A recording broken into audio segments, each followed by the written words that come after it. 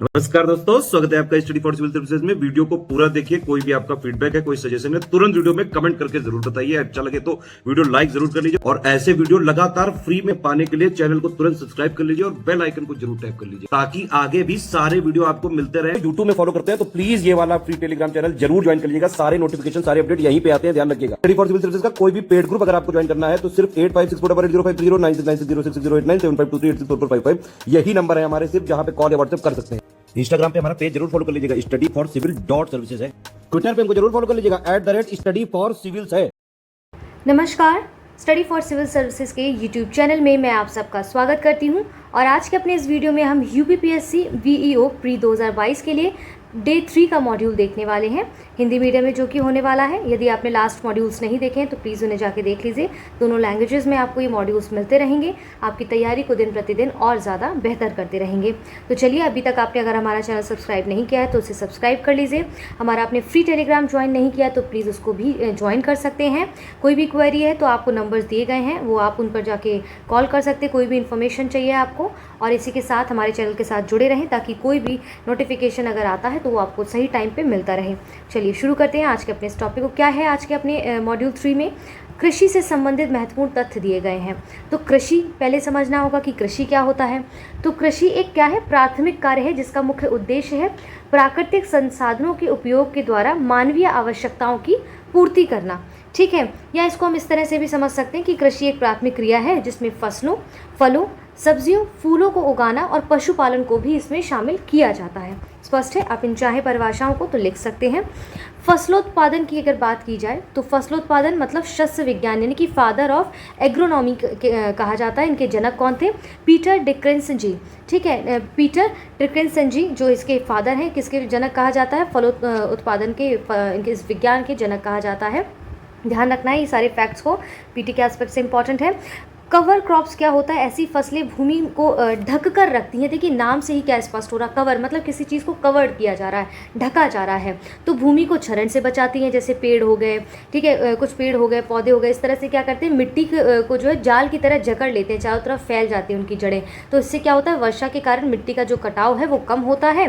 जैसे आप देखेंगे उर्द हो गया, मूंगफली हो गया, पैराग्रास हो गया, शकरकंद हो गया, लोबिया हो गया।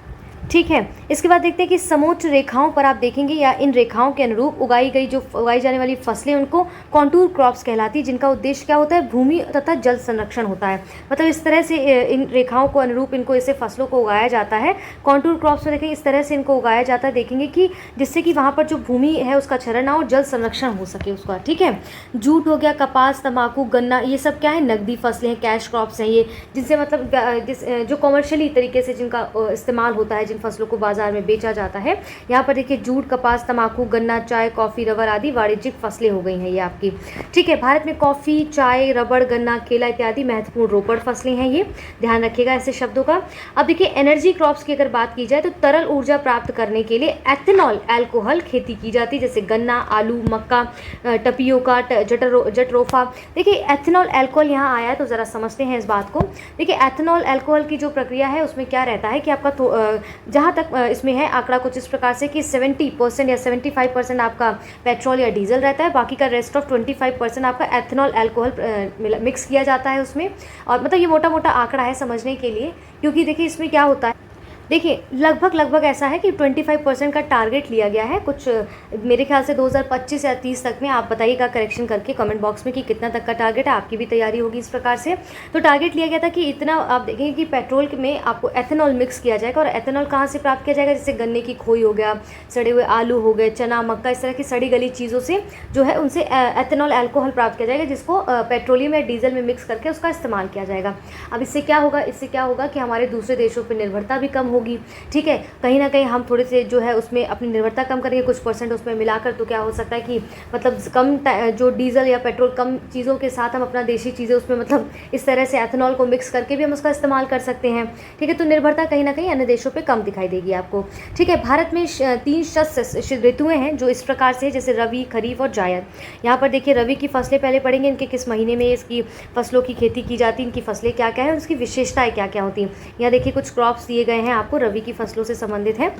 देखिए, रबी फसलों को शीत ऋतु में, इसे स्पेसिफिकली देखेंगे, अक्टूबर से लेकर दिसंबर के मध्य में बोया जाता है। ध्यान रखिएगा, ये बहुत इंपॉर्टेंट हो जाता है आपके मेंस के लिए भी और पीटी के लिए भी। मेंस में हो सकता है आपसे पूछे जो 3 शस्त्र ऋतुएं हैं उनका तुलनात्मक रूप से अध्ययन करिए, है ना, उसका विवरण दीजिए, व्याख्या कीजिए। हो सकता है आपसे कि स्टेटमेंट दे दिया जाए, पूछा जाए किस फसल की ये जो क्वालिटी है, विशेषता है।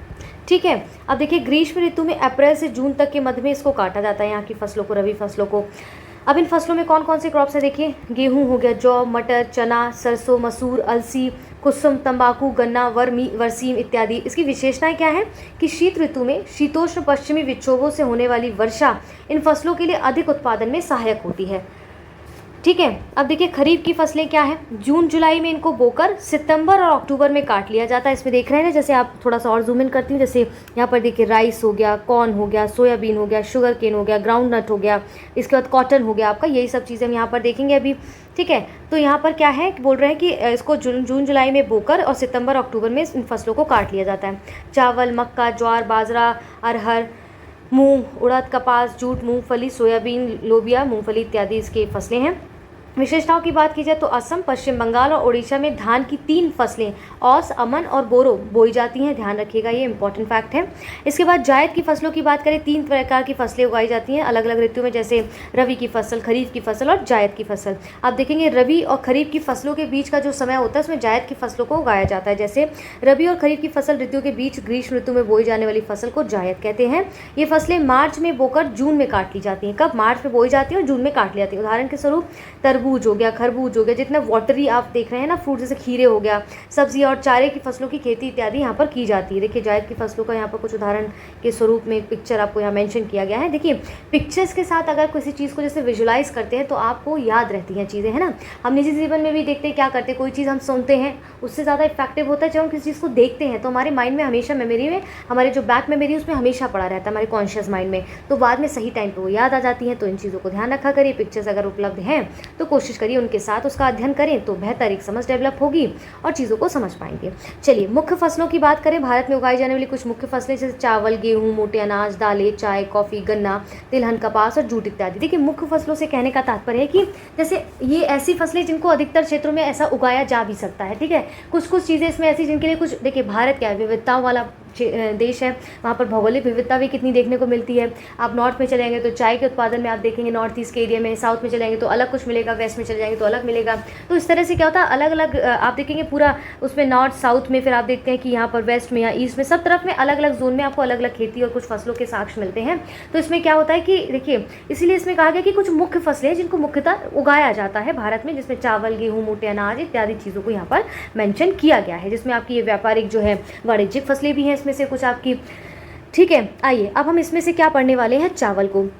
क्यों, आइए देखते हैं चावल की क्या जो है भौगोलिक उसकी स्थितियाँ होनी चाहिए, कितनी वर्षा होनी चाहिए, क्या कैसी क्या फसल है, कौन कौन से नए चावलों की फसल यहाँ पर जो है वो चावल नए पाए गए, मतलब उगाए गए हैं, क्या उसमें क्वालिटी, कैसे वो पहले उगाने की पद्धति क्या थी, अब वर्तमान में क्या है, सारी चीज़ों को हम यहाँ पढ़ेंगे।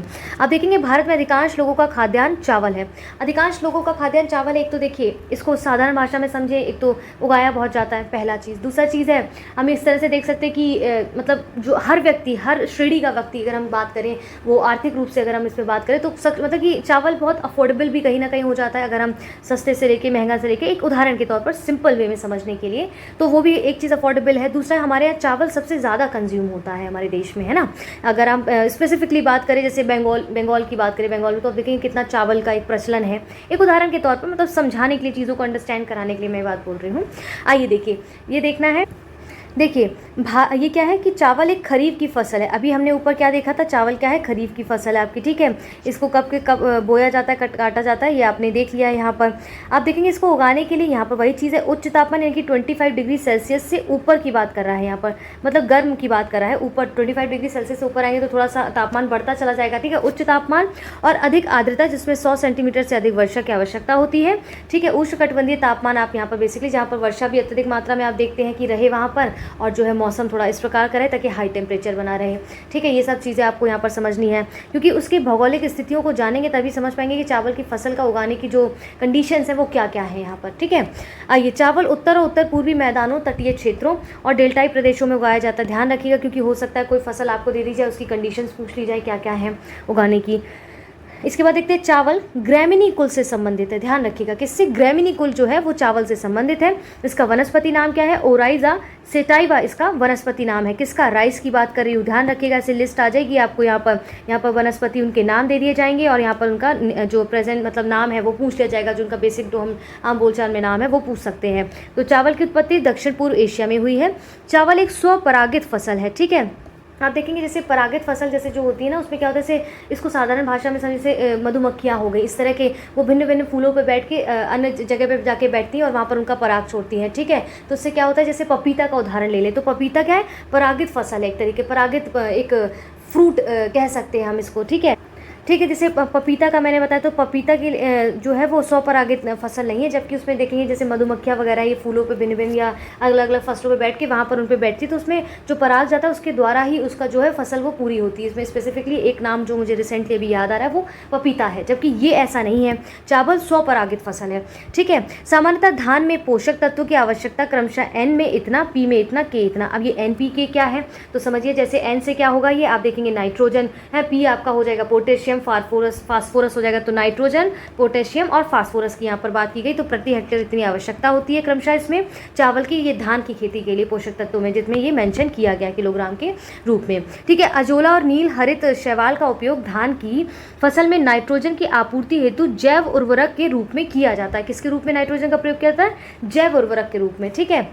प्रोपेनिल में आप देखेंगे स्टेम 34, ब्यूटाक्लोर में मैटचिटी, इसके बाद क्यूरोफ्लोरिन में आप वेसलिन। धान में प्रयुक्त होने वाले प्रमुख खपत आप देखेंगे वारनाशी हैं। अब देखिए ये खपत वारनाशी जो पेस्टिसाइड्स वगैरह हम जिसको बोल सकते हैं, जैसे जो यूज़ होते हैं उसमें देखिए उसमें क्या होता है, तो देखिए इसमें जो कीटनाशक होते हैं उनका उपयोग ज़्यादा से क्या होता है, देखिए जो किसान जो इसका इस्तेमाल कर रहा है उनके छिड़काव के साथ उनको भी हेल्थ इश्यूज हो सकते हैं इसके लिए, ठीक है। दूसरा आप देखते हैं जैसे जो ये कीटनाशक दवाओं का उपयोग किया जाता है, इससे जो वहाँ के पशु पक्षी जो वहाँ पर आते हैं ना, उनको अगर वो खाते तो उससे उनकी डेथ होने की संभावनाएं रहती हैं, ऐसा रिपोर्ट में भी दिया गया है। जिसके कारण देखें काफ़ी पशु पक्षियों की, आप स्पेशली पक्षियों की अगर हम देखें काफ़ी मौत हुई है। इसमें काफ़ी बार ऐसी रिपोर्ट्स देखी गई हैं इन कीटनाशक का उपयोग करने से, ठीक है। चलिए तो इन चीज़ों को ध्यान रखिए, इकोलॉजी को भी साथ में इस तरह से कनेक्ट करके पढ़ेंगे तो ज़्यादा बेहतर समझ पाएंगे।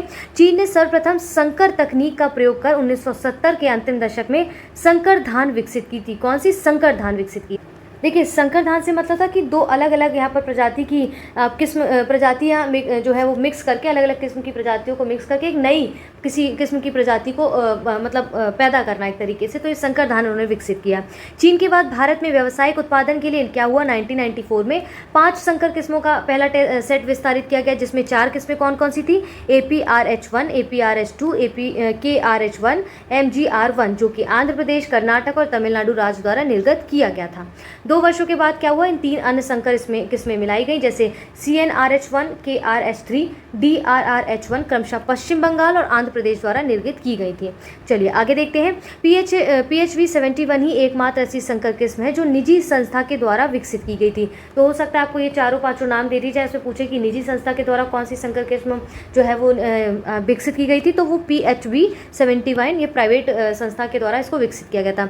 डेपोक मेथड क्या होता है, चावल उत्पादन की यह विधि फिलीपींस और जापान में प्रचलित है। इस विधि में रोपनी यानी कि ट्रांसप्लांटिंग हेतु पौधे को 12वें दिन तैयार किया जाता है। इसमें जो उसकी सीडिंग होती है वो 12वें दिन तैयार की जाती है। क्लियर है। धान के खेत में आप देखेंगे कि पानी के रिसाव को कम करने के लिए यहाँ पर पुडिंग की जाती है, पंखवंजन यानी कि पुडिंग की जाती है पानी के रिसाव को कम करने के लिए। फिर देखते हैं, ये इंपॉर्टेंट फैक्ट है, श्री विधि क्या होता है। ये डायरेक्ट आपसे पीटी में पूछा भी गया है, तो ध्यान रखिएगा। श्री विधि क्या होता है, यह विधि धान के रोपने की एक पद्धति होती है। इसमें धान के कई पौधों को एक साथ ना रोपकर एक एक पौधों को अलग अलग रोपा जाता है। तो ये श्री विधि किससे संबंधित है आपकी, यहाँ पर पौधों को रोपने की, लेकिन एक साथ पौधों को ना रोपकर इसमें अलग अलग पौधों को रोपा जाता है। ध्यान रखिएगा। चावल में सामान्यतः 6 से 7% प्रोटीन, 76% कार्बोहाइड्रेट, 2.5% वसा, 1.1% खनिज पाया जाता है। और अगर हम उदाहरण के तौर पर देखें तो आप देखेंगे कि जैसे मिड डे मील वगैरह में आप चावल का एक बहुत अत्यधिक उपयोग भी किया जाता है। इसका एक कारण ये भी है कि इसमें अधिकतर आप देखेंगे पोषक तत्वों का सम्मिश्रण देखने को मिलता है। ठीक है। इसके बाद हम देखते हैं, संयुक्त राष्ट्र संघ ने वर्ष 2004 को अंतर्राष्ट्रीय चावल वर्ष के रूप में मनाया था। कब? 2004 को। भारत में कृषि निदेशालय द्वारा विकसित धान की प्रथम बौनी प्रजाति कौन थी? जया थी। तो ध्यान रखिएगा, जया की जो प्रजाति है, जया प्रजाति, वो किससे संबंधित है? यहाँ पर चावल से संबंधित है, ध्यान रखिएगा। साकेत, गोविंद, कावेरी, रत्ना, जया, सरजू, पूसा 33, ये पूछा गया एक बार। बाला, लूना, श्री, जमुना, करुणा, कांची, आप देखें जगन्नाथ, कृष्णा, काफ़ी सारे नाम, माही, सुगंधा, पूसा, इस तरह से यहाँ पर दिए गए जो कि धान की प्रमुख किस्में हैं। तो ये इंपॉर्टेंट हो जाता है अपने आप में। देखिए, पूर्वी उत्तर प्रदेश, बिहार, उत्तर प्रदेश का ही पेपर है तो ध्यान रखिएगा। पूर्वी उत्तर प्रदेश, बिहार, छत्तीसगढ़ राज्यों के सूखा प्रभावित क्षेत्रों के लिए शुष्क सम्राट एक उपयुक्त उत्पादक किस्म है। कौन सी? शुष्क सम्राट एक चावल की ये देखेंगे किस्म है, ध्यान रखिएगा। तो कहाँ पर पाई जाती है? क्योंकि सूखा प्रभावित क्षेत्र है तो थोड़ी सी सख्त होती है, आप देखेंगे थोड़ी सी जो है वो यहाँ पर सख्त, ये जो प्रजाति है चावल की वो सूखा प्रभावित क्षेत्रों के लिए शुष्क सम्राट नाम है इसका। ठीक है, इसके बाद देखते हैं पूसा RS10, इसके बाद PHV आप देखते हैं 71, गंगा, सुरुचि के RS2, सहाद्री आदि बासमती चावल की संकर प्रजातियां हैं। ठीक है, संकर प्रजातियां ऊपर मैंने आपको बताया था अभी। महाधन सुपर राइस का विकसित फिलीपींस स्थित अंतर्राष्ट्रीय चावल अनुसंधान के मुख्य प्रजनक GS खुश के द्वारा इसको किया गया है। इन्होंने 1989 में महाधान पर अनुसंधान कार्य प्रारंभ किया था। ठीक है, धान की विकसित नवीनतम किस्मों की यदि बात की जाए तो धनराशि RS201, GR8, डांडी, शाह सरंग, गौरी, श्वेता, भूदेव, वर्षा, पंत धान 15, चिंगम धान इत्यादि यहाँ पर क्या है? ये धाने हैं। आइए, अब धान की उक्त जो जिंक युक्त प्रजाति है वो कौन सी है? वो DRR45 है। तो ये धान की एक प्रजाति है, मेन ये याद रखना है आपको। खैरा क्या है? धान में जिंक की कमी से, किसकी कमी से? ध्यान रखिएगा, ये जो खैरा रोग है, आप देखिए इसको समझिए, ये जो खैरा रोग है वो किसकी कमी से होता है? जिंक की कमी से होता है। किसमें होने वाला ये रोग है? तो आप देखेंगे धान में। तो धान में जब जिंक की कमी हो जाती है तो उससे लगने वाला कौन सा रोग है? खैरा रोग है। इंपॉर्टेंट है, ध्यान रखिएगा। गोल्डन धान की किस्म में सर्वाधिक मात्रा में विटामिन ए उसमें पाया जाता है, गोल्डन राइस। यही आप देखेंगे मिड डे मील में भी यूज़ करने का कई सारे कारण थे जिसमें विटामिन ए की वजह से इसको उसमें डाला गया था। ठीक है, चावल के धुलने पर सामान्यतः विटामिन बी यानी कि थाइमिन नष्ट हो जाता है, तो ये इंपॉर्टेंट है। तो विटामिन B1 जो कि थाइमिन नष्ट हो जाता है उसमें। इसके अलावा पॉलिश किए हुए चावल के ऊपरी परत से भी थाइमिन नष्ट हो जाता है। इसके अतिरिक्त सेवन वाले क्षेत्र में लोग बेरी रोग से पीड़ित हो जाते हैं। तो बेरी रोग किस विटामिन की कमी से होता है? ये आपको पता होना चाहिए, तो आप चाहें तो कमेंट बॉक्स में बता सकते हैं। ठीक है, चलिए अब हम आगे देखते हैं। यहाँ देखिए क्या दिया गया है, इसको ऐसे समझते हैं कि IARI द्वारा हाल ही के वर्षों में विकसित की गई बासमती चावल की उन्नत किस्में जिसमें पूसा 1460 है, पूसा 1401 है, पूसा 1460 जिसका ब्रांड नाम है सुगंध है। ब्रांड नाम क्या? सुगंध है। दुनिया का पहला सुपर फाइन अनाज है पूसा 1460। किसानों तक पहुंचने वाला पहला बायोटेक चावल है। तो याद रखिएगा, पहली की बात पूछी गई है, वो कौन सा चावल है? बायोटेक, पूसा 1460, जो कि किसानों तक पहुंचने वाला पहला बायोटेक राइस है। तो ये जो पहला सर्वप्रथम की बात करता है तो इन्हें हाईलाइट किया करिए। बासमती चावल की रोपाई हेतु उपयुक्त बीज दर 15 से 20 किलोग्राम है। ठीक है, 6 नवंबर 2011 को चावल की नवीन किस्म कोहसर का विकास जम्मू कश्मीर घाटी के ऊंचाई वाले, चलिए देखिए यहाँ पर क्या कहा है कि जम्मू कश्मीर घाटी के ऊंचाई वाले क्षेत्रों के लिए की गई थी कोहसर का विकास। कोहसर जो है जम्मू कश्मीर घाटी के ऊंचाई वाले क्षेत्रों के लिए एक चावल की नई किस्म जो है वो के बारे में विकास की बात की गई थी। तो ध्यान रखिए, कोहसर किससे संबंधित है? चावल। ठीक है, राइस से। और इसका विकास कहाँ पर देखा गया? जम्मू एंड कश्मीर घाटी की ऊंचाई जैसे वाले क्षेत्रों के लिए इसका विकास किया गया था। ICAR द्वारा 19 फरवरी 2012 को धान की नवीन किस्म पूसा 1509 रिलीज की गई है।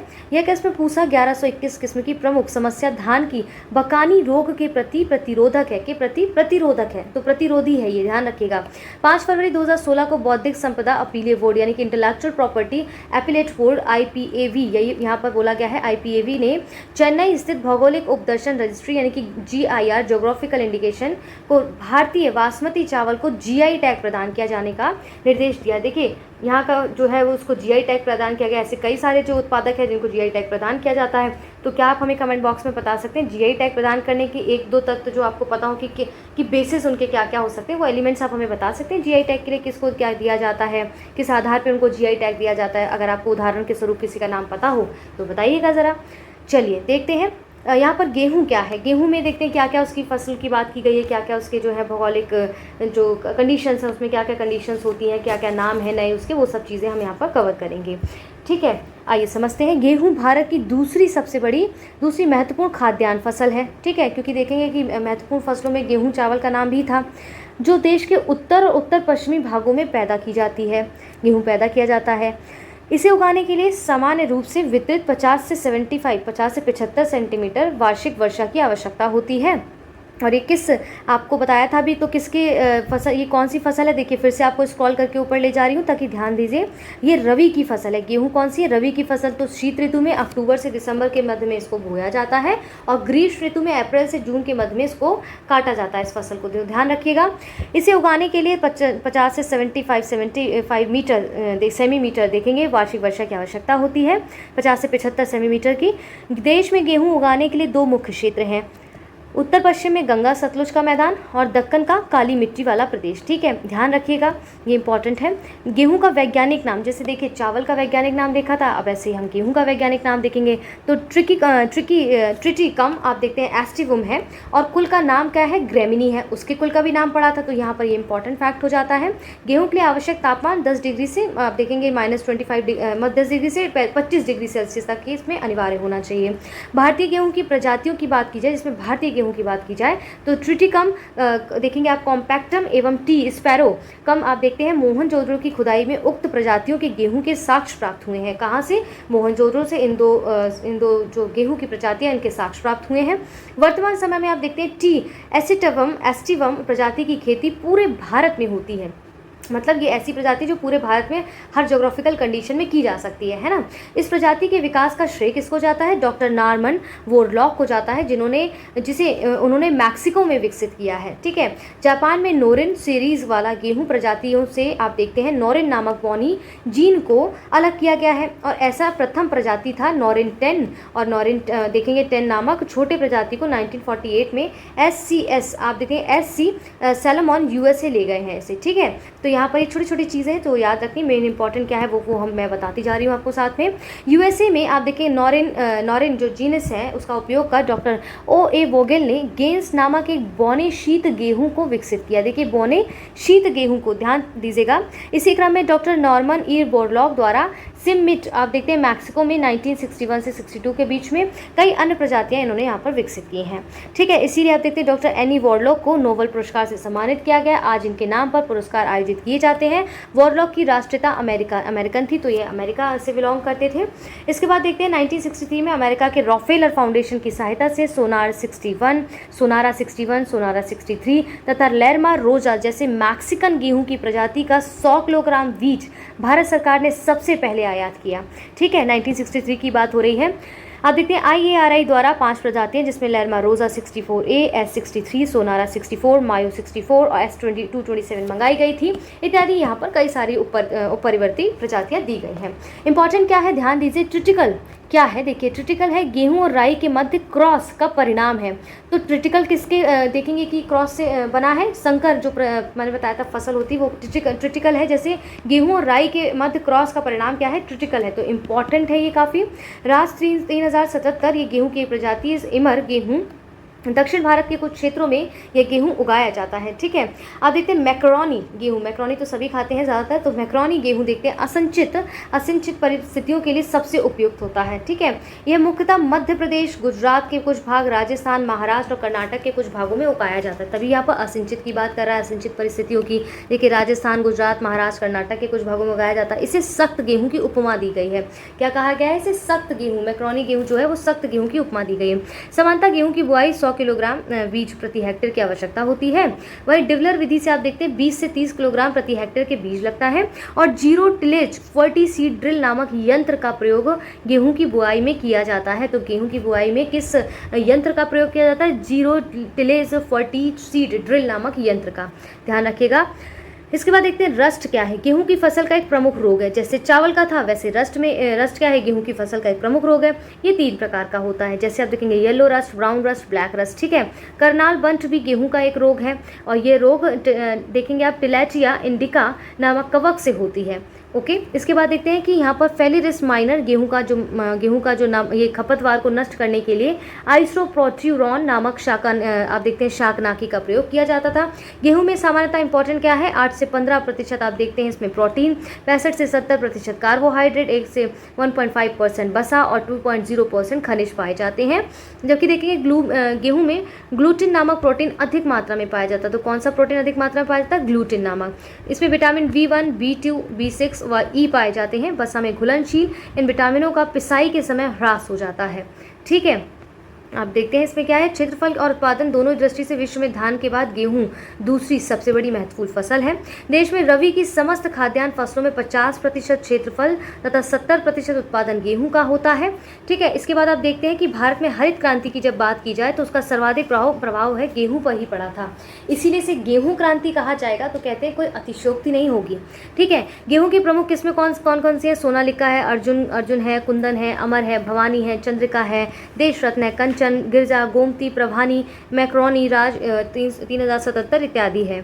इसके बाद देखते हैं यहाँ पर भारतीय कृषि अनुसंधान IARA द्वारा वर्ष 2015 में गेहूं की विकसित प्रजातियां कुछ इस प्रकार से यहाँ पर इनके इंपॉर्टेंट नाम दिए गए हैं। ICAR के द्वारा यहाँ पर आप देखते हैं कि कृषि वैज्ञानिकों ने पूसा वेकर नामक गेहूं की एक नई प्रजाति विकसित की है, जिसे बिस्किट के लिए विकसित यह किस्म यूरोपीय देशों द्वारा तय मानकों के अनुरूप है और यह प्रजाति मुख्यतः पहाड़ी क्षेत्रों के लिए उपयोगी है। उसके उपयोगी क्यों बोला गया कि उसी के अनुसार वहाँ पर भौगोलिक जो है परिस्थितियाँ पाई जाती हैं, इसलिए कहा पहाड़ी क्षेत्रों के लिए उपयोगी है काफ़ी प्रजाति। ठीक है, चलिए अब हम क्या देखने वाले हैं, यहाँ पर आर्ट एंड कल्चर को देखेंगे। तो हमने जैसा कि प्रॉमिस किया था हर मॉड्यूल में आपको यहाँ पर आर्ट एंड कल्चर कुछ सेगमेंट देखेंगे। हर मॉड्यूल में आपको अलग अलग सब्जेक्ट से कुछ पार्ट्स लेकर आएंगे, जिसमें अभी हमने क्या पढ़ा, एग्रीकल्चर का कुछ पार्ट पढ़ा। ठीक है, अब जैसे हर मॉड्यूल में आपको थोड़ा थोड़ा हर सब्जेक्ट का पार्ट मिलेगा, तो आप इससे समग्र रूप से तैयारी कर सकते हैं, टेंशन की बात नहीं है। निरंतर जुड़े रहिए, चैनल को सब्सक्राइब कर लीजिए ताकि कोई भी नोटिफिकेशन आता है तो आपको आसानी से मिल सके। और सही समय पर मिलना किसी चीज़ का बहुत ज़रूरी होता है, तो सही समय पर मिल जाएगा तो आप हैंड राइटिंग नोट्स भी बना सकेंगे, उसको नोट डाउन करते रहेंगे। तो वीडियोज़ तो हमारी फ्री है ही आपके लिए, तो हमारी वीडियोज़ फ्री हैं और फ्री ही रहेंगी, तो चिंता नहीं करना है। आइए अब हम आर्ट एंड कल्चर में कुछ पार्ट देखने वाले हैं। देखिए इसके बाद हम यहाँ क्या देखने वाले हैं, चलिए देखिए यहाँ पर एक पिक्चर दी गई बड़ी खूबसूरत सी। इसमें देखिए कुछ इस तरह से म्यूज़िक के साथ कुछ राग और देखिए इंस्ट्रूमेंट्स के साथ यहाँ पर दर्शाया गया है। ठीक है, अब देखिए भारतीय कला एवं संस्कृति। तो कला एवं संस्कृति पढ़ने से पहले हमें समझना है कि कला क्या होता है और संस्कृति क्यों होता है, क्यों ऐसा होता है कि हम इन दोनों को एक साथ पढ़ते हैं। समझिएगा कला क्या है। देखिए महात्मा गांधी कला के लिए क्या कहते हैं कि कला जो है वो आत्मा का ईश्वरीय संगीत है। ठीक है, वही संस्कृति क्या होती है, संस्कृति पर्यावरण का मानव निर्मित भाग है और मानव अपने बुद्धि विवेक से जिन चीज़ों का निर्माण करता चलता है उसे संस्कृति कहते हैं। तो स्पष्ट हुआ कला और संस्कृति क्या है, चाहे तो इन्हें नोट डाउन कर लीजिए। अब देखिए यहाँ पर स्पेसिफिकली हम संगीत की बात करें, संगीत का वर्गीकरण दिया गया है। तो संगीत क्या है ना, वो सब चीज़ें देख सकते हैं हम यहाँ पर। देखिए संगीत क्या है, ये संगीत गायन वादन क्या है। संगीत कला का जन्म प्राचीन काल से माना जाता है। इसका विकास ब्रह्मा, शिव, सरस्वती से होते हुए नारद के माध्यम से पृथ्वी पर हुआ ऐसा माना जाता है और सामवेद को संगीत का प्राचीनतम ग्रंथ माना जाता है। क्लियर है। अब हम देखिए इसमें शास्त्रीय संगीत को देखेंगे, जिसमें हम हिंदुस्तानी शैली और स्पेसिफिकली कर्नाटक शैली को देखेंगे। ये दो शैलियाँ हमारे एग्जाम्स के पॉइंट ऑफ व्यू से काफ़ी इंपॉर्टेंट हो जाती हैं, जिसमें हम देखते हैं लोक संगीत को देखेंगे, शास्त्रीय और लोक संगीत का समागम कैसे हुआ। ठीक है, इसमें हम सुगम संगीत जैसे रविंद्र संगीत हो गया, हवेली संगीत, गढ़ संगीत हो गया। आधुनिक संगीत में रॉक संगीत, पॉप, आप देखते हैं यहाँ पर किस प्रकार से पिक्चर भी उस तरह से दिया गया है। पॉप एंड ब्लू संगीत हो गया, ट्रांस संगीत जैसे जैज संगीत हो गया, साइकेडिल देखते हैं साइकेडेलिक संगीत हो गया। ये सब चीज़ें यहाँ पर आधुनिक की बात करा है। प्राचीन समय की बात करें, जब से संगीत का जो है आप देखें प्रादुर्भाव हुआ है, तब से हम देखते हैं इसमें हिंदुस्तानी संगीत में जैसे हम देखेंगे जैसे भारतीय संगीत की दो अलग अलग शैलियों का विकास हुआ। हिंदुस्तानी शैली जो संगीत की शैली है उसे देखते हैं। ये शैली आप देखेंगे उत्तर भारत की संगीत शैली है और इसका विकास की बात की जाए तो मध्यकाल में भारतीय संगीत परंपरा में फारसी तत्वों का मिश्रण से इस शैली का जो है विकास हुआ। आप देखते हैं इस शैली के अंतर में देखेंगे कि इस शैली के अंदर ध्रुपद सर्वाधिक प्राचीन गायन है, जो साथ ही ख्याल, ठुमरी, टप्पा भी इसमें शामिल हैं। समझेंगे इसको। देखिए गायन की यहाँ पर 10 प्रमुख शैलियाँ हैं। ध्रुपद, धमर, होरी, ख्याल, टप्पा, चतुरंग, रागसागर, तराना, सरगम, ठुमरी इत्यादि चीज़ें हैं। ठीक है, ये क्या है, सब गायन की शैलियाँ हैं। तो इसका उत्तरी भारत के भागों में अभ्यास हुआ करता था। अब कर्नाटक संगीत क्या है। देखिए कर्नाटक से क्या समझ आता है, इसको समझिए, संधि विच्छेद करा करिए ज़रा। कर्नाटक का अर्थ क्या है, प्राचीन। पारंपरिक या शुद्धता से है। ठीक है, तो दक्षिण भारत में इसका विकास हुआ और कर्नाटक शैली के त्रिरत्न के रूप में जैसे त्यागराज हो गए, श्याम शास्त्री, मुत्थुस्वामी उल्लेखनीय हैं। ठीक है, इनको आप देखेंगे नवरत्न मलिका का नामक ग्रंथ भी एक लिखा गया था देवी मीनाक्षी के प्रसंग में श्याम शास्त्री के द्वारा। ये सब अलग से चीज़ें हैं, लेकिन यहाँ बताने का तात्पर्य इतना है ताकि आप बेहतर एक समझ को डेवलप कर सकें। तो यहाँ पर क्या है, शुद्धता की बात करता है, यहाँ पर पारंपरिकता की बात करता है, जबकि हिंदुस्तान शैली में आपको फारसी शैली संगीत शैली के भी कुछ तत्वों का मिश्रण देखने को मिलता है। लेकिन कर्नाटक शैली में प्योर है वो, मतलब पूरी तरह से भारतीय। देखिए इसमें क्या है, देखिए जैसे कर्नाटक संगीत में आप देखते हैं कि इसका भारत के दक्षिणी भागों में अभ्यास किया जाता है। पल्लवी, अनुपल्लवी, चरण, स्वकल्पना इत्यादि इसमें देखेंगे कि कुछ राग हैं, कुछ गायन शैलियाँ हैं। ये वही देखते हैं कर्नाटक संगीत सामान्यतः मृदंग के साथ गाया जाता है, जबकि यहाँ पर ये एब्सेंट था ये चीज़। ठीक है, मृदंग के साथ मुक्त लय में मधुर तात्कालिकता का खंड तानम कहलाता है। जो मुक्त लय के साथ मधुर तत्कालिकता का खंड पाया जाता है वो तानम कहलाता है, लेकिन वे खंड जिसमें मृदंग की आवश्यकता नहीं होती है उन्हें रागम कहा जाता है। तो ध्यान रखिएगा। आप देखते हैं पुरंदर दास 1484 से 1564 को कर्नाटक संगीत के पिता या पितामह के रूप में जाने जाते थे। इनका नाम याद रखिएगा। कर्नाटक शैली के आप संगीत शैली के देखेंगे प्रारंभिक समर्थक कौन कौन थे। अन्नमाचार्य थे, पुरंदरदास थे, श्रेत्रया थे और भक्त रामदासु थे। क्लियर है। आप देखिए इसमें डिफरेंस क्या क्या था, उनका प्रभाव क्या कहाँ कहाँ जो है देखने को मिलता है। हिंदुस्तानी शैली में क्या डिफरेंस था कर्नाटक, ये मेंस के लिए बहुत इंपॉर्टेंट है। ये चार्ट पूरा आप समझ लीजिए, एक तरह से अच्छे से नोट डाउन करिएगा, रिवाइज करिएगा, समझिएगा पहले तो। ठीक है, अब प्रभाव इसका इफेक्ट कहाँ कहाँ देखने को मिलता है या इस संगीत शैली में किन किन शैलियों का इफेक्ट देखने को मिलता है, यहाँ पर वो कहने का तात्पर्य। जैसे हिंदुस्तानी शैली में देखेंगे अरबी, फारसी, अफगान शैली जो संगीत शैली है ना, उनके भी कुछ तत्व देखने को मिलते हैं आपको हिंदुस्तानी संगीत शैली में उस वक्त में। ठीक है, कर्नाटक शैली में जब आप देखते हैं, कर्नाटक संगीत शैली में जब आप देखते हैं तो ये स्वदेशी है पूरी तरह से, अभी बताया था। ये पारंपरिक शुद्धता का प्रतीक है कहीं ना कहीं। स्वतंत्रता की बात की जाए तो सुधारने के लिए कलाकारों के पास अवसर, इसलिए इसमें विभिन्नता के लिए अवसर पाए जाते हैं हिंदुस्तानी संगीत शैली में। लेकिन कर्नाटक संगीत शैली में आप देखेंगे सुधारने के लिए कोई स्वतंत्रता नहीं होती, कोई सुधार के चांसेस नहीं होते हैं।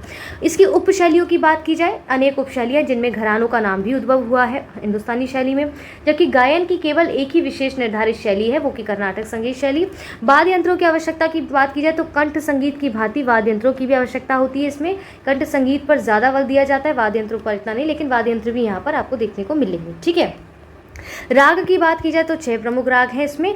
ठीक है, 6 प्रमुख राग हैं। इसके बाद यहाँ पर 72 मेलाकार्ता जो है यहाँ पर राग हैं कर्नाटक शैली में। जबकि आप देखेंगे कि राग की बात की जा रही तो हिंदुस्तानी संगीत शैली में 6 प्रमुख राग कौन कौन से, भैरव हो गया, हिंडोल हो गया, दीपक हो गया, मेघ हो गया, राजश्री हो गया, मालकास हो गया। तो इनके क्या है, समय होता है इन रागों का गाने का, इनकी कुछ ऋतुएं होती हैं, इनमें कुछ भाव निहित होते हैं। वो काफ़ी लंबा विषय है, आपके पॉइंट ऑफ व्यू से इतना एग्जाम्स के पॉइंट ऑफ व्यू से इतना इंपॉर्टेंट है।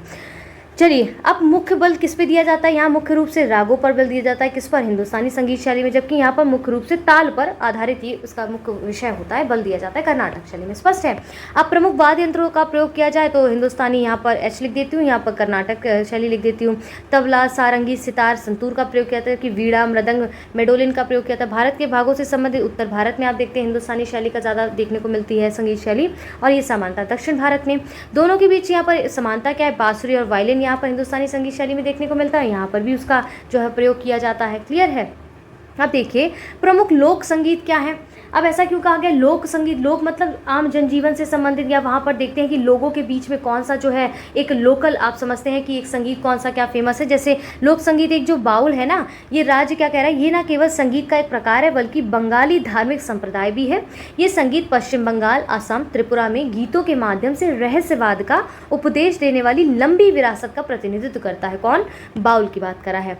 वनावन क्या है, जम्मू कश्मीर राज्य का लोक संगीत है। पंडवानी क्या है, छत्तीसगढ़। ये सबसे प्रसिद्ध कलाकारों में आप देखेंगे तीजन बाई जो हैं, जिन्होंने इस संगीत के क्षेत्र में अपने योगदान के लिए उन्हें पद्मश्री मिला है, और पद्म भूषण भी और पद्म विभूषण से इनको सम्मानित किया जा चुका है।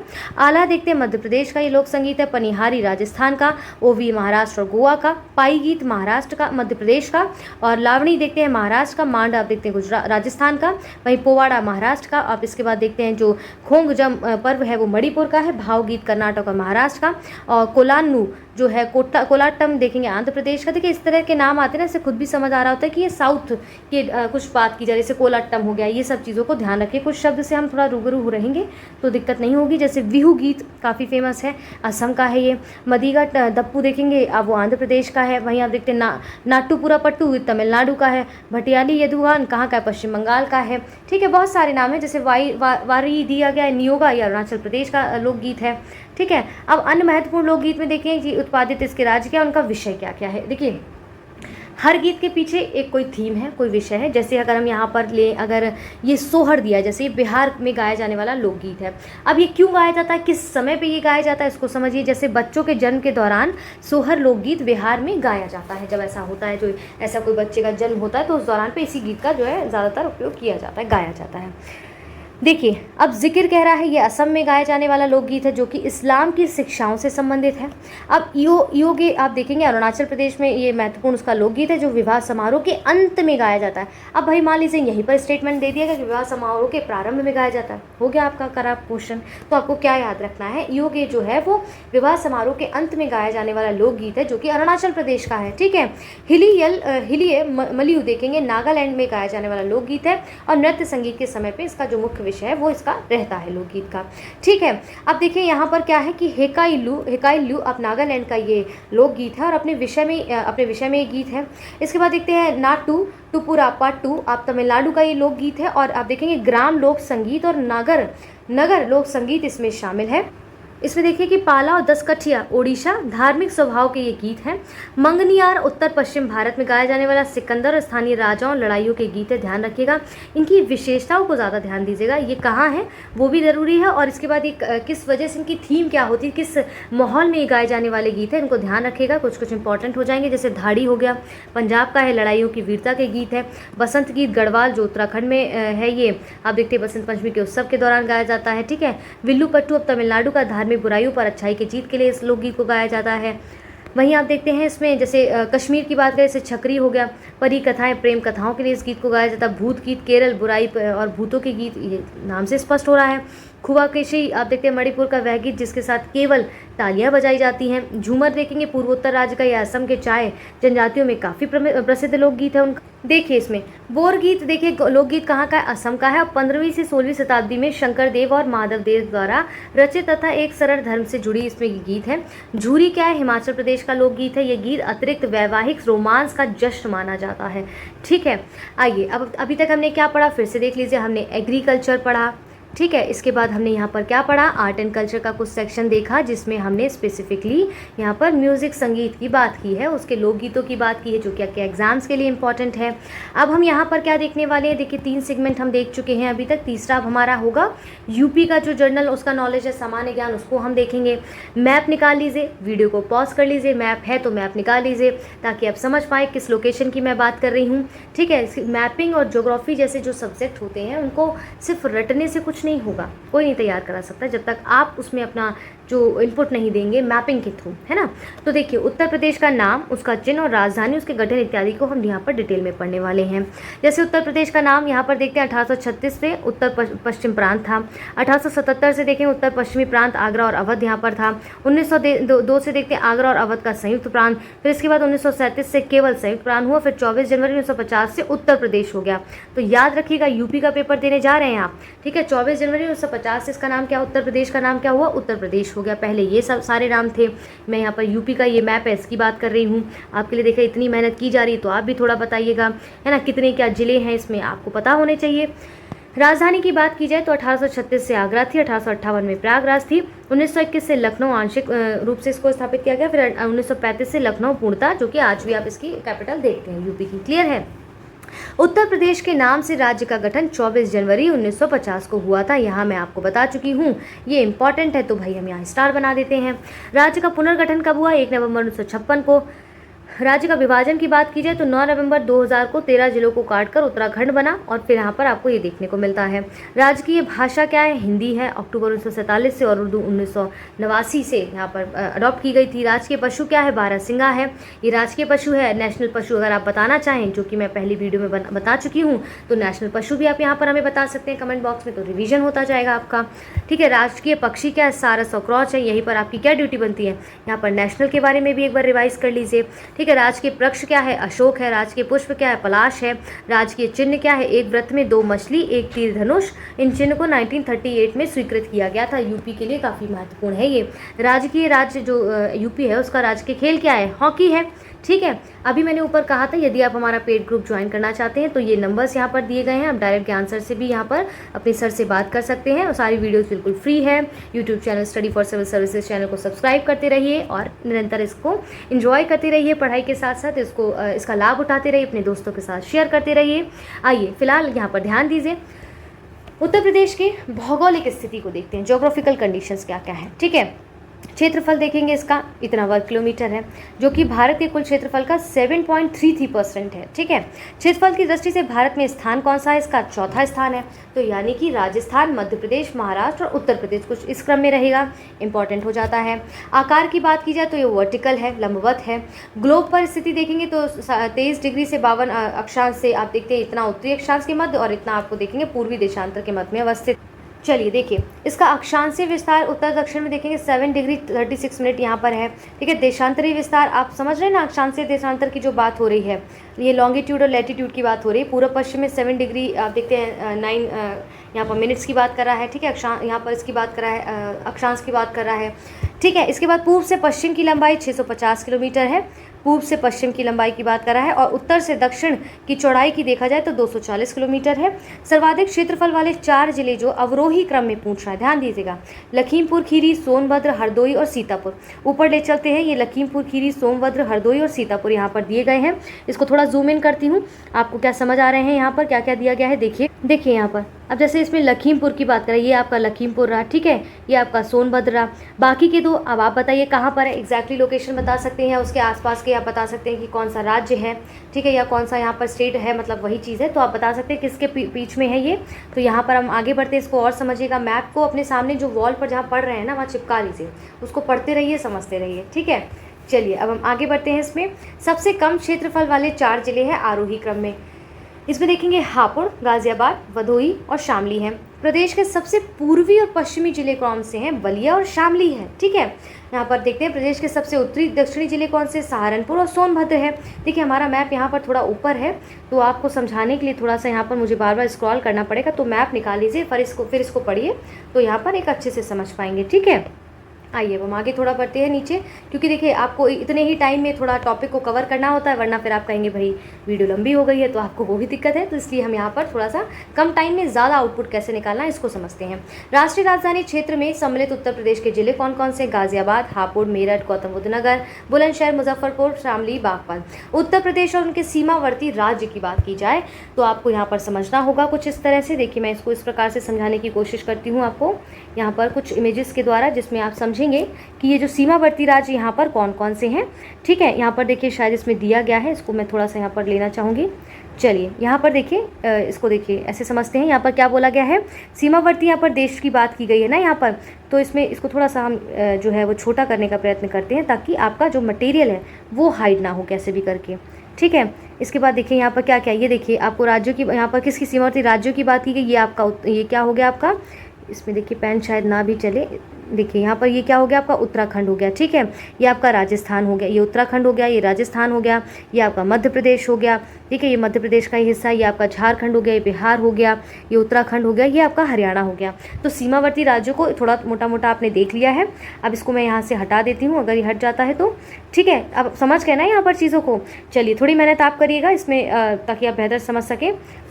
आइए अब देखते हैं इसमें उत्तर प्रदेश से सीमा से लगे देश की अगर बात की जाए तो नेपाल है। अभी आपने देखा सीमावर्ती राज्य मैंने आपको दिखा दिए। नेपाल से सटे जिले की बात की जाए तो पीलीभीत, लखीमपुर खीरी, इसके बाद आप देखते हैं यहाँ पर बहराइच हो गया, श्रावस्ती हो गया, बलरामपुर हो गया, सिद्धार्थनगर, महाराज, आप देखते हैं यहाँ पर महाराजगंज जो है वो, माफ़ी चाहती हूँ, उसको ऐसे कर देती हूँ, महाराजगंज हो गया, ठीक है। इसके बाद आप देखते हैं यहाँ पर सीमावर्ती प्रदेश में देखेंगे उत्तराखंड, हिमाचल प्रदेश, हरियाणा, राजस्थान, मध्य प्रदेश, छत्तीसगढ़, बिहार, झारखंड, केंद्र शासित प्रदेश दिल्ली है। मैप पे पूरा नहीं था, उसको आप देखिएगा ज़रा। सर्वाधिक राज्यों को स्पर्श करने वाला जिला अगर बोले तो सोनभद्र है, जो 4 राज्यों को, सोनभद्र, मध्य प्रदेश, छत्तीसगढ़, झारखंड और बिहार से टच करता है, स्पर्श करता है। चलिए ऊपर देखते हैं हम थोड़ा सा। यहाँ पर देखिए, यहाँ पर आपको सोनभद्र दिया गया है, तो कह रहा है कि यहाँ पर अभी देखा था एमपी देखा था हमने, ठीक है, वही अलग अलग राज्य देखे थे, तो सोनभद्र मध्य प्रदेश, छत्तीसगढ़, झारखंड और बिहार की जो सीमा है उसको स्पर्श करने वाला जिला है। उत्तराखंड के सीमावर्ती जिले कौन कौन से? सहारनपुर, मुजफ्फरनगर, बिजनौर, मुरादाबाद, रामपुर, बरेली, पीलीभीत है, ठीक है। इसके बाद देखते हैं मध्य प्रदेश से राज्य से 3 तरफ से घिरता है, वो है ललितपुर। इसके बाद उत्तर प्रदेश से लगा सबसे छोटी सीमा वाला राज्य कौन सा है? हिमाचल प्रदेश। उत्तर प्रदेश से लगा सबसे लंबी सीमा वाला राज्य मध्य प्रदेश है। दिल्ली की सीमा को छूने वाला राज्य गौतम बुद्ध नगर और गाजियाबाद है। हिमाचल प्रदेश से सटा जिला कौन सा है? सहारनपुर है। सहारनपुर जिले के सीमावर्ती राज्य कौन कौन से हैं? हरियाणा, उत्तराखंड और हिमाचल प्रदेश है। यहाँ पर सोनभद्र जिले से सीमावर्ती राज्य अभी बताया बिहार, झारखंड, छत्तीसगढ़ और मध्य प्रदेश है, ठीक है। इसके बाद छत्तीसगढ़ की सीमा को छूने वाले सोनभद्र है। राजस्थान की सीमा को छूने वाले मथुरा और आगरा है। हरियाणा की सीमा को छूने वाले जिले हैं सहारनपुर, शामली, बागपत, गौतम बुद्ध नगर, अलीगढ़ और मथुरा है। अब देखिए, उत्तर प्रदेश की पश्चिमी सीमाएं हरियाणा, राजस्थान और केंद्र शासित प्रदेश दिल्ली से लगी हुई हैं। उत्तर प्रदेश की दक्षिणी सीमाओं की बात की जाए तो मध्य प्रदेश और छत्तीसगढ़ को स्पर्श करती हैं। उत्तर प्रदेश के सर्वाधिक जिलों को स्पर्श करने वाला जिला क्या है? हरदोई है, जो कि 8 जिलों को स्पर्श करता है। वहीं बदायूं से उत्तर प्रदेश के 7 जिले स्पर्श होते हैं, ध्यान रखिएगा। अब देखिए, यहाँ पर आप कई बार इस शब्द को सुना होगा, इस लाइन को सुना होगा, काफ़ी लोग इससे हो सकता है रूबरू हों, कुछ लोग रूबरू ना हो। तो यहाँ पर 1 डिस्ट्रिक्ट 1 प्रोडक्ट की बात की गई है उत्तर प्रदेश के संदर्भ में, ठीक है। तो यहाँ पर देखते हैं कि 1 डिस्ट्रिक्ट में क्या क्या चीज़ें, जो प्रोडक्ट है उनको यहाँ पर 1 डिस्ट्रिक्ट 1 प्रोडक्ट का नाम दिया गया है, उनको हम समझते हैं। जैसे यहाँ पर देखिए, इसको क्या है, 1 डिस्ट्रिक्ट 1 प्रोडक्ट का मतलब था कि किस ज़िले में आप देखते हैं कि कौन सी चीज़ जो है वो फेमस है वहाँ पर। जैसे आगरा में आप देखते हैं चमड़ा उत्पाद हो गया, ठीक है। जौनपुर में आप देखते हैं ऊनी कालीन दरी हो गया। वहीं चंदौली में देखते हैं जरी जरदोजी हो गया।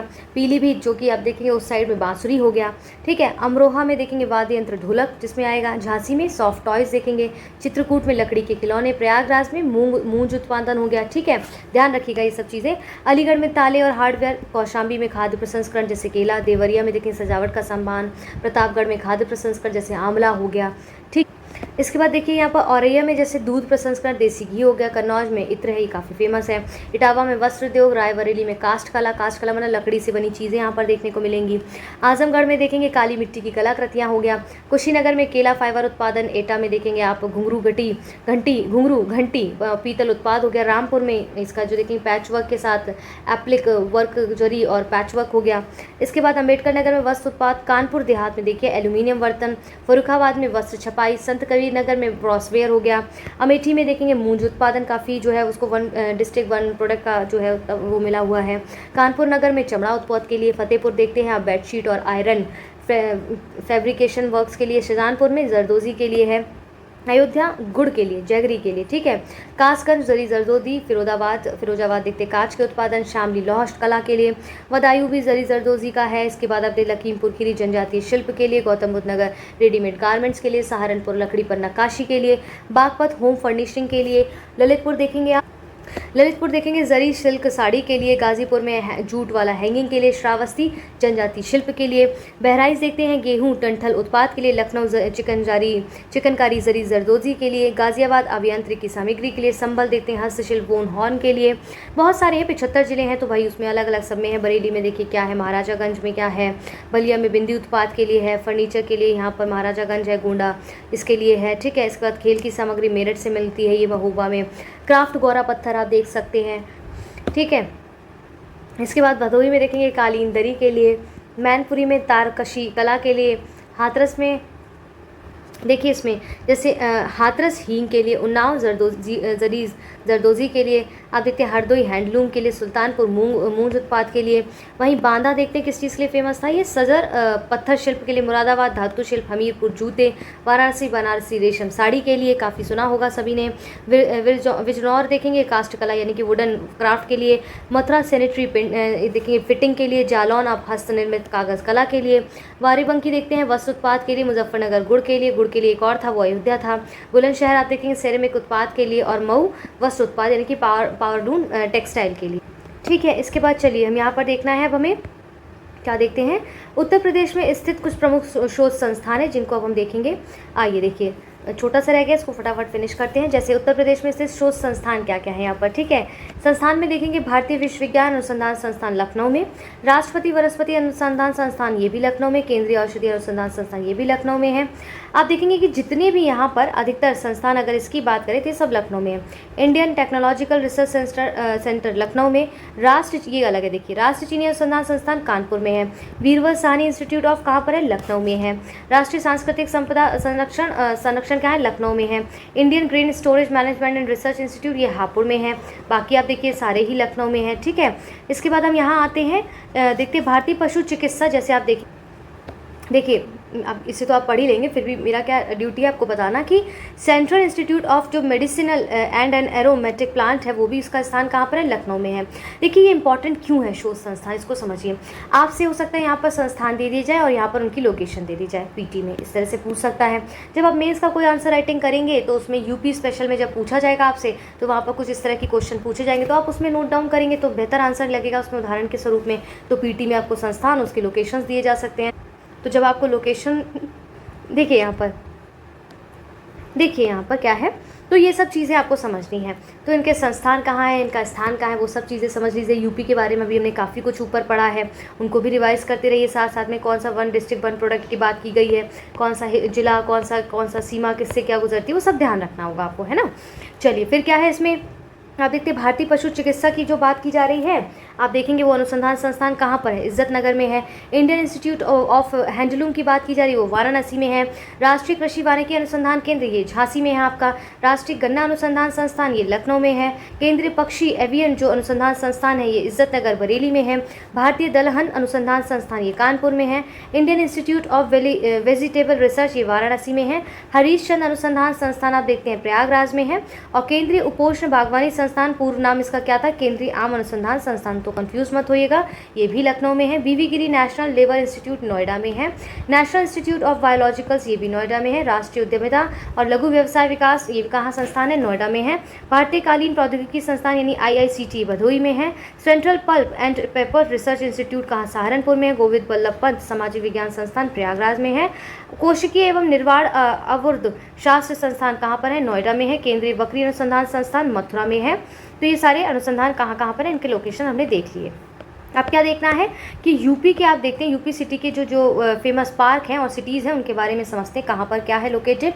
जैसे डिफेंस पार्क कहाँ पर है, देखिए कानपुर, झांसी और लखनऊ में है। एरोस्पेस पार्क कहाँ है, ये ध्यान रखिएगा, इंपॉर्टेंट है आपके पीटी के लिए। एरोस्पेस पार्क कहाँ पर है, लखनऊ, कानपुर, आगरा, मेरठ, गौतम बुद्ध नगर। रक्षा औद्योगिक गलियारा कहाँ पर है, अलीगढ़, आगरा, झांसी, चित्रकूट, कानपुर और लखनऊ। देखिए क्षेत्रीय साइंस सिटी का स्थान कहाँ पर है, लखनऊ में है। नॉलेज पार्क कहाँ पर है, ग्रेटर नोएडा में है। टोनिका सिटी कहाँ पर है, गाजियाबाद में है। देखते हैं निकिता सिटी कहाँ है, कानपुर और उन्नाव के बीच में अवस्थित है। प्लास्टिक सिटी देखिए कहाँ पर है, ये दिव्यापुर औरैया में है। लेदर पार्क देखते हैं आगरा में है। निर्यात संवर्धन औद्योगिक पार्क कहाँ है, ग्रेटर नोएडा, आगरा में है। टेक्सटाइल और होजरी पार्क कहाँ है, कानपुर में। साइंस पार्क कहाँ पर है, संडीला, हरदोई में है। लेदर टेक्नोलॉजी पार्क कहाँ पर है, बंथर यानी कि उन्नाव में है। एपेरल देखते हैं टेक्सटाइल पार्क कहाँ पर है, ट्रोनिका सिटी गाजियाबाद में। मेगा फूड पार्क कहाँ पर है, बरेली में है। इसके बाद देखते हैं दूसरा यहाँ पर साइबर सिटी कानपुर में है। Software technology park of India कहाँ है, नोएडा में है। लाइन सफारी पार्क कहाँ पर है, इटावा में, ध्यान रखिएगा इंपॉर्टेंट है ये। नाइट सफारी पार्क कहाँ पर है, ग्रेटर नोएडा में। विज्ञान प्रौद्योगिकी उद्यमिता विकास पार्क कहाँ है, कानपुर में है। जैव प्रौद्योगिकी पार्क कहाँ पर है आपका, लखनऊ में है। इलेक्ट्रॉनिक सिटी कहाँ है, नोएडा में है। थीम पार्क देखेंगे आप, आगरा में है। मेडी सिटी कहाँ पर है, चकगंजिरिया, लखनऊ में है। वेव सिटी आप देखते हैं कहाँ पर है, ये देखते हैं गाजियाबाद में है। टॉय सिटी कहाँ है, ग्रेटर नोएडा में। एग्रो पार्क आप देखते हैं बाराबंकी या वाराणसी में है। बुद्धा थीम पार्क देखते हैं कहाँ पर है, ठीक है। एग्रो पार्क कहाँ पर है, आपका बाराबंकी वाराणसी में है। बुद्धा थीम पार्क कहाँ है, सारनाथ वाराणसी में। सोलर सिटी कार्यक्रम आप देखते हैं आगरा, प्रयागराज या मुरादाबाद में है, ठीक है। परफ्यूम पार्क कहाँ पर, कन्नौज में। अभी पढ़ा था Kannauj one district one product में कन्नौज को किसके परफ्यूम का वन प्रोडक्ट यहाँ पर बोला गया था, तो परफ्यूम पार्क कहाँ पर है, कन्नौज में है। क्लियर हो गया है। चलिए इसी के साथ आप हमारे ये अगर पेड ग्रुप ज्वाइन करना चाहते हैं तो व्हाट्सएप पे ये नंबर्स दिए गए हैं, जो कि आप इस पे चाहे तो इन्हें कॉल कर सकते हैं। यहाँ पर और भी सर के नंबर, व्हाट्सएप नंबर, पर्सनल आप उनसे बात करना चाहे तो यहाँ पर उनको टेक्स्ट कर सकते हैं। इसी के साथ आप यहाँ पर हमारी वीडियोज़ को लाइक करें, अपने दोस्तों के साथ ज़्यादा से ज़्यादा इसको शेयर करें, निरंतर हमारे चैनल पर बने रहें ताकि कोई भी वीडियो अपलोड होता है तो उसको आप निरंतर देख सकें।